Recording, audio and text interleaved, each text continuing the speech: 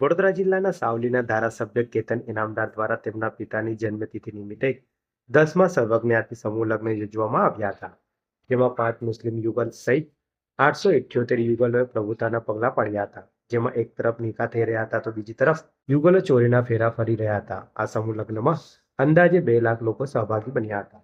Savli Ketan farm ખાતે આયોજિત આ અવસરમાં વિધાનસભાના અધ્યક્ષ શંકર ચૌધરી, મુખ્યમંત્રી ભૂપેન્દ્ર પટેલ, ગૃહ રાજ્યમંત્રી હર્ષ સંઘવી સહિતના રાજકીય અગ્રણીઓ અને સાધુ સંતોએ નવદંપતીને સુખી સાંસ્કારિક જીવનના આશીર્વાદ આપ્યા હતા.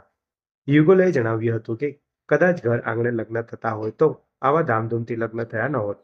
આ સમૂહ લગ્નોત્સવમાં નવોડા સોળે શણગાર સજીને અને યુવાનો સૂટ બૂટ શેરવાની અને જોધપુરીમાં સજ્જ થઈ લગ્ન મંડપમાં વાજતે ગાજતે આવી પહોંચ્યા હતા. યુવાનોનો સવારે બેન્ડ બાજા સાથે ભવ્ય વરઘોડો નીકળ્યા હતા. આ પ્રસંગે મુખ્યમંત્રી ભૂપેન્દ્ર પટેલે જણાવ્યું હતું કે તેમના સ્વર્ગસ્થ પિતાની યાદગીરીમાં શ્રી મહેન્દ્રભાઈ જસભાઈ ઇનામદાર ચેરિટેબલ ટ્રસ્ટના માધ્યમથી આ સમૂહ લગ્નોત્સવ તો કરાવે છે, પણ સાથે સાથે બીજી બધી પ્રવૃત્તિ જેવી કે કુદરતી આફત હોય, શહીદો જવાનના પરિવારને સહાયની વાત હોય કે કોરોનાના કપરા કાળમાં આ ટ્રસ્ટે જનસેવાની ઉત્તમ કામગીરી કરી છે.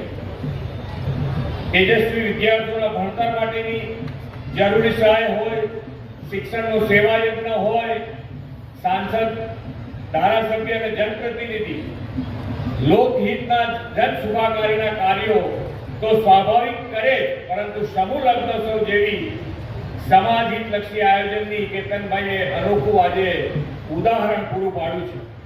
સમૂહ લગ્નોત્સવથી સમાજમાં સંપ, એકતા, ભાઈચારા અને અવિરત જનસેવાની ભાવના તો વિકસે છે, સાથે સાથે રાજ્ય અને રાષ્ટ્રના વિકાસની ગતિને પણ વેગ મળતો હોય છે. સરકારે પણ સમૂહ લગ્નોત્સવને પ્રોત્સાહન આપવા માટે 7 ફેરા સમૂહ લગ્ન સહાય યોજનાને અમલી બનાવી છે. તો પાલક માતા પિતા અને મુખ્યમંત્રી બાળ સેવા યોજનાનો લાભ લેતી દીકરીઓના લગ્ન સમયે રાજ્ય સરકાર રૂપિયા 2 લાખની સહાય આપીને પણ પડખે ઊભી રહેતી હોય છે. સરકાર ગરીબ પરિવારના દીકરીના લગ્ન સમયે મામેરું પણ કુંવરબાઈના મામેરાની યોજનાથી પૂરું આપે છે. આ સરકાર વંચિત વર્ગો, જરૂરિયાતમંદોની સેવાના સંકલ્પ સાથેની સરકાર છે. વડાપ્રધાન શ્રી નરેન્દ્રભાઈ મોદીએ સમાજ શક્તિના સામર્થ્યથી રાષ્ટ્રના સર્વાંગી વિકાસ અને પર્યાવરણ પ્રિય વિકાસ પર પણ ભાર મૂક્યો છે.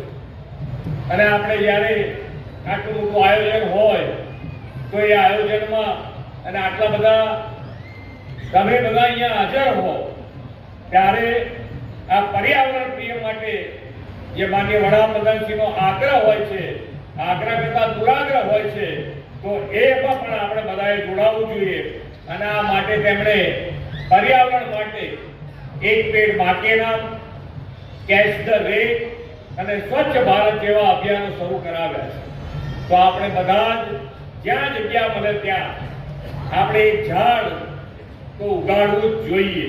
અને એમને આજે જેટલા બેઠેલા છે બધા પોતાની માતાના નામે એક ઝાડ ઉગાડે એવા શપથ તમે જાતે લઈ અને ઉગાડવું જોઈએ. પાણી આપણે બધા વાપરતા હોઈએ છીએ, પણ ભવિષ્યમાં પાણીની જરૂર એને પહોંચી વળવા માટેનું પણ આજથી આયોજન કરવાનું જે વડાપ્રધાનશ્રીનો સંકલ્પ છે, તો એના માટે પણ વરસાદનું ટીપે ટીપું કેવી રીતે બચાવી શકાય એના માટેનું આયોજન કરવું જોઈએ. અને આ આયોજન તમે કરશો તો સરકાર તમારી સાથે ઊભી છે, તમારે એક પૈસાનો ખર્ચો નહીં કરવો.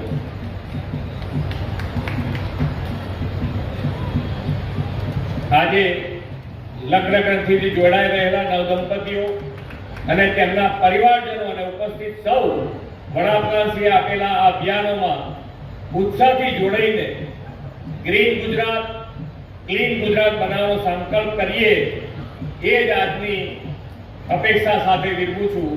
ભારત માતા કી જય. વંદે માતરમ. જય જય ગરવી ગુજરાત.